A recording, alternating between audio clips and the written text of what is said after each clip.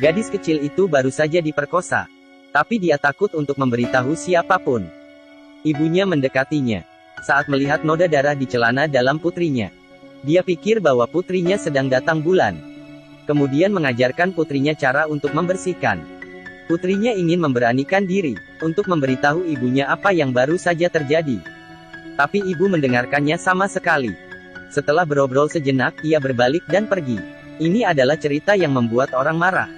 Putrinya berada di bawah mata orang tuanya, namun diperkosa oleh teman-teman mereka selama 10 tahun. Dan orang tua yang ceroboh tidak menyadarinya. Halo semua, selamat datang di channel saya.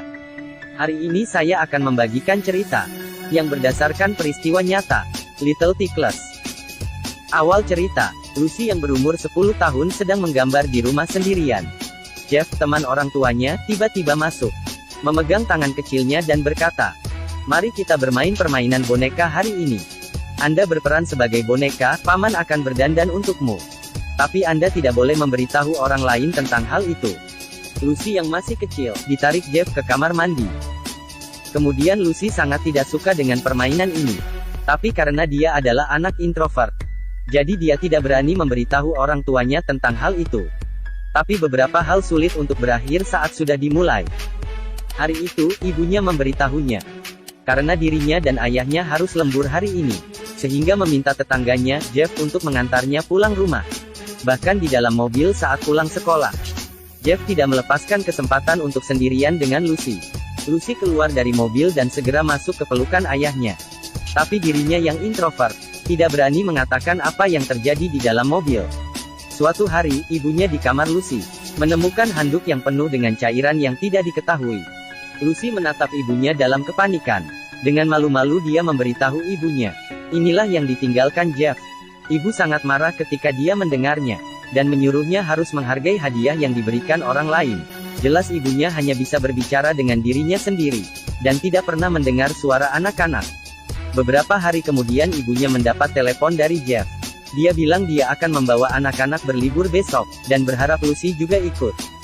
Lucy secara jelas memberitahu ibunya bahwa dia tidak suka pergi dengan paman Jeff. Tapi ibunya tidak peduli bagaimana perasaan putrinya. Larut malam berikutnya, Jeff melakukan perilaku buruk sebelumnya pada Lucy di kamar mandi.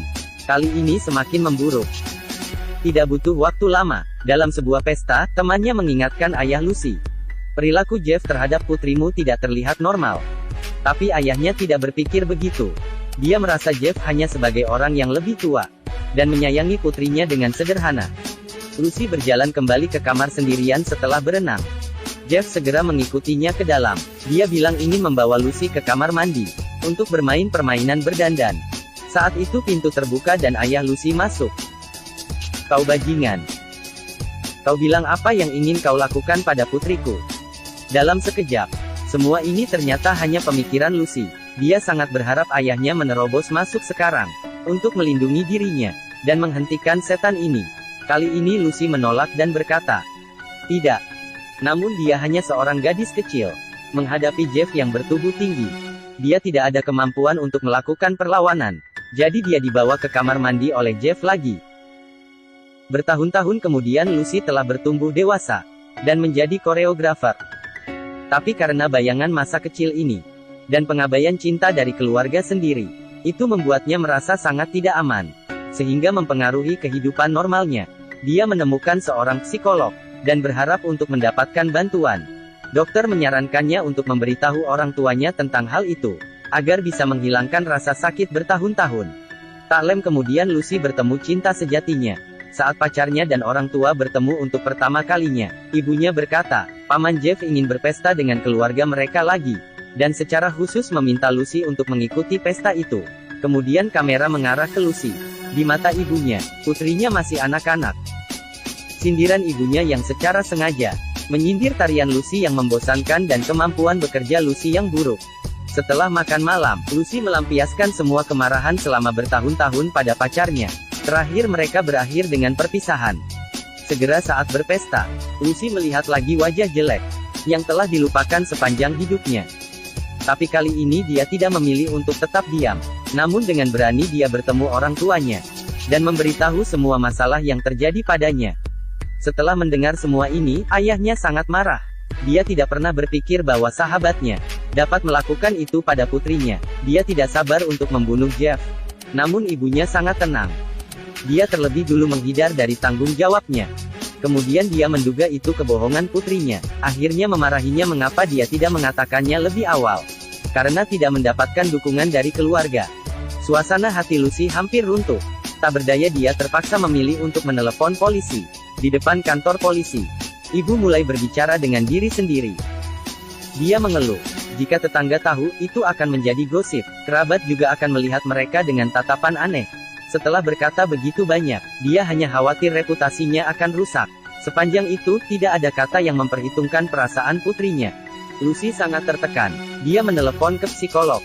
Matanya berurai air mata pada saat telepon terhubung. Di pengadilan, laporan Lucy memberi keberanian pada banyak gadis yang memiliki pengalaman yang sama. Mereka juga datang ke sini, berani berbicara tentang kekejaman Jeff terhadap dirinya. Jeff akhirnya dijatuhi hukuman karena terlalu banyak yang melaporkan. Pada akhir cerita Lucy membawa ibunya untuk bertemu psikolog, berharap untuk membangun kembali hubungan dengannya. Tapi ibunya tidak bisa mendengarkan sama sekali. Di depan dokter, dia menuduh Lucy yang menyebabkan masalah. Dia bilang suaminya sekarang hidup dalam keadaan menyalahkan diri sendiri. Semua orang menunjuk jari pada mereka. Dan itu semua karena putri yang tak terbantahkan ini. Sebelum dia pergi, Lucy memeluk erat dokter.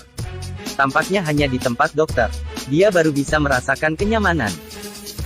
Ada bagian mengejutkan di akhir film.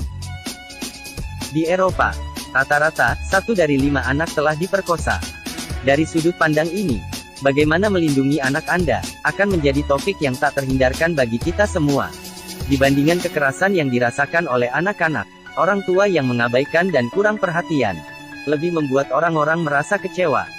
Dalam film ini, karena kederehan dan persepsi salah orang tua Lucy, sehingga terjadi penderitaan ini.